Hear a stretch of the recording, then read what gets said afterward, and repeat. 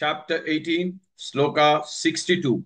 Tameva sharanang gaccha, Tameva sharanang gaccha, Tameva sharanang gaccha, Sarvabhavena Bharata, Sarvabhavena Bharata, Sarvabhavena Bharata, Tameva sharanang gaccha, Sarvabhavena Bharata, तमेव शरणं गच्छ सर्वभावेन भारत तमेव शरणं गच्छ सर्वभावेन भारत तमेव शरणं गच्छ सर्वभावेन भारत तमेव शरणं गच्छ सर्वभावेन भारत तत्प्रसादात् परां शान्तिं तत्प्रसादात् परां शान्तिं तत्प्रसादात् परां शान्तिं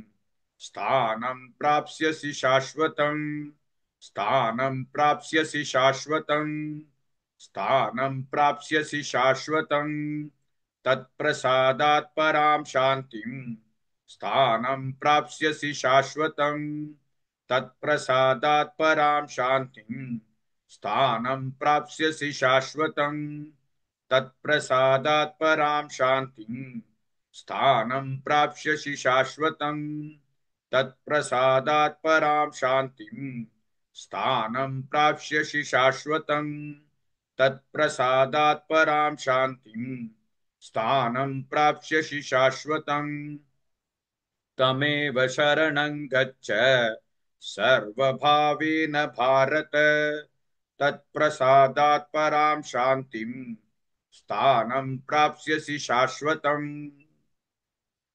Please like and share this video because you could be instrumental in helping someone around the world recite the Srimad Bhagavad Gita, thereby helping them to have a life of unending opulence, victory and prosperity.